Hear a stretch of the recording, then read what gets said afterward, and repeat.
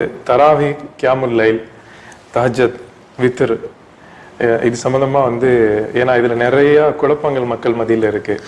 குழப்பங்கள்னா நான் அந்த அந்த தொழுகையை பத்தி உள்ள விளக்கத்தை நீங்க சுருக்கமா சொன்னீங்கன்னா அது எல்லாரும் புரிஞ்சுக்கிட்டு அமல் செய்யறதுக்கு இன்ஷா அல்லாஹ் நல்ல ஒரு வாய்ப்பா இருக்கும். இதுல மக்களும் தான் ஒரு சிலர் இல்ல மாஷா அல்லாஹ் ரொம்ப குழப்பி வச்சிருக்கிறாங்க. வித்ருன்னு சொல்றாங்க, கியாமுல் லைல்ங்கறாங்க, தஹஜ்ஜுதுங்கறாங்க, ஸலாத்துல் லைல்ங்கறாங்க, தராவீஹ்ங்கறாங்க. அப்ப இதெல்லாம் என்ன? இதுல ரொம்ப குழப்பி கொள்ள வேண்டிய அவசியமே கிடையாது. முதலாவது அடிப்படையை புரிஞ்சு கொள்ள வேண்டும். இஷா தொழுகையிலிருந்து ஃபஜ்ர் வரை உள்ள எல்லாமே கியாமுல் லைல். இஷா தொழுகையிலிருந்து ஃபஜ்ர் வரை தொழுகிற எல்லாமே கியாமுல் லைல். அதுல இரட்டைப்படையாக தொழுகிறது, ஒற்றைப்படையாக தொழுகிறது. இரட்டைப்படையாக தொழுகிறதுக்கு நம்ம பொதுவாக கியாமுல் லைல்னு சொல்லுவோம். ஒத்தப்படையில தொழுகிறது வித்ர், அவ்வளவுதான்.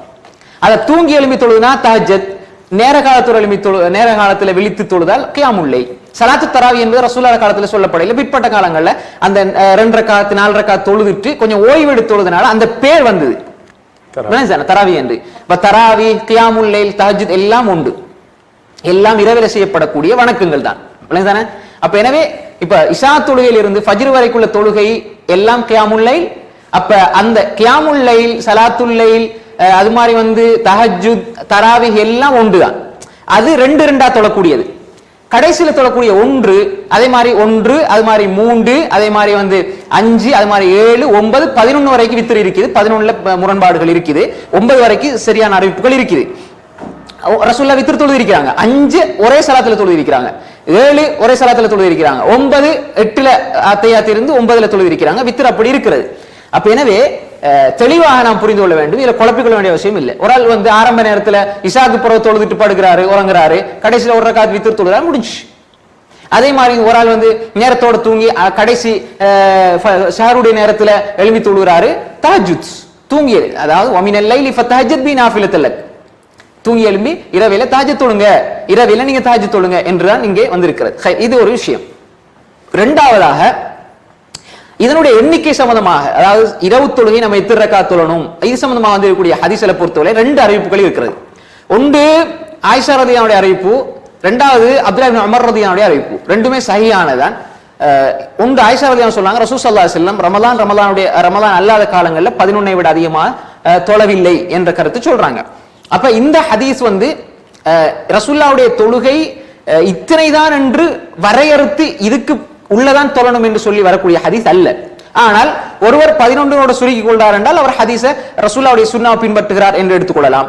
மேலதிகமாக தொழலாம் என்ற கருத்தை அதிகமான அறிஞருடைய கருத்து அதுதான். இப்னு அப்துல் பர் அல் மாலிக் ரஹிமஹுல்லாஹ் இஜ்மாவாக சொல்கிறார்கள், லா ஹத்த லி அக்ஸரிஹி, இரவு வணக்கத்துக்கு ஒரு எல்லை என்பது கிடையாது. அதுக்கு ஹதீஸ் ஆதாரம் என்னன்னா அப்துல்லாஹ் இப்னு உமர் ரலியல்லாஹு அன்ஹு ரிவாயத் புகாரி முஸ்லிம்ல வருது, ஸலாத்துல் லைல் மஸ்னா மஸ்னா, இரவு தொழுகை 2 2 2 தொழுங்க, எண்ணிக்கை வரையறுக்கவில்லை. இது சஹீஹ் புகாரி முஸ்லிம் வரக்கூடிய ஹதீஸ்.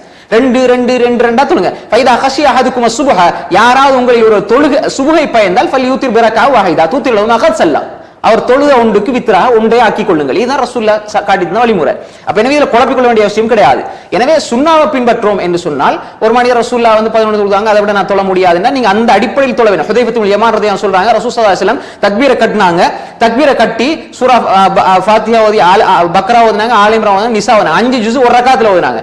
நீங்க அந்த 8 ரக்காத்திலையும் ஒரு ரக்காத்துல 5 ஜுஸ் நீங்க ஓதி தொழுதால் அந்த எண்ணிக்கையின் அடிப்படையில் தொழலாம். அப்படி இல்ல குல் வல்லாஹும் குல் ரப்பின் நாஸ் தான் பாடம், ஆனா இவர் புகாரி இமாமுக்கு பாடம் எடுக்கிறாருண்டா நீங்க என்ன செய்யுங்கடா, நீங்க வேண்டிய ரக்காத் தொழுது கொள்ளுங்க, ஆனா மஸ்னா மஸ்னா 2 2 தொழுது கொள்ளுங்க. இது குழப்பிக்கொள்ள வேண்டிய அவசியம் கிடையாது. இதுதான் அரபுலக அறிஞருடைய கருத்து.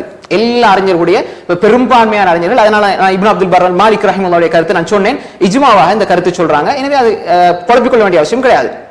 ஒரு விஷயத்தை இன்னொரு விஷயத்தை தெளிவாக புரிந்து கொள்ள வேண்டும். அதாவது ரசூல் ஸல்லல்லாஹு அலைஹி வஸல்லம் இப்போ உதாரணமாக வித்ர் தொழுதிருக்கிறார்கள். ரசூல் ஸல்லல்லாஹு அலைஹி வஸல்லம் அவருடைய வித்ருடைய முறை எப்படின்னு சொன்னா 2 2 2 தொழுவாங்க, கடைசியில 1 ரக்காத் வித்ர் தொழுவாங்க. கடைசியா சொல்லுற 1 ரக்காத் வித்ர்.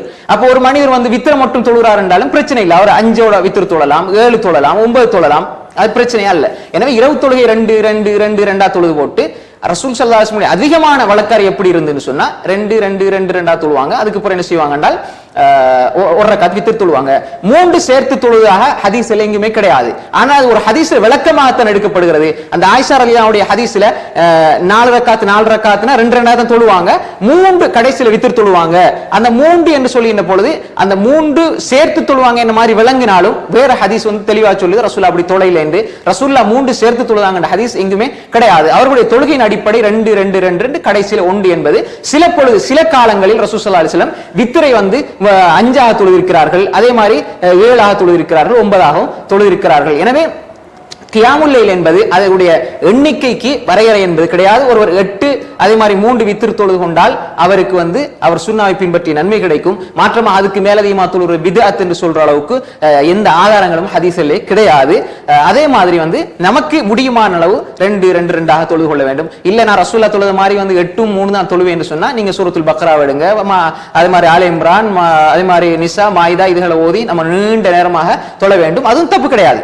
ஒருவர் குர்ஆனை கையில எடுத்து ஓதுறாருனாலும் பிரச்சனை இல்லை. ஆயிஷா ரலியல்லாஹு அடிமை வந்து கையில குர்ஆனை வச்சு தொழுவிச்ச ஹதீஸ் செய்தி புகாரில வருது. அப்ப என்ன கையில குர்ஆனை வச்சு ஓதலாம், அது தப்பு கிடையாது.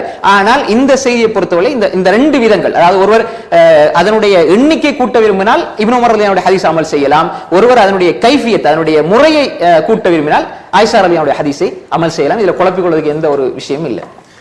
இப்போ இந்த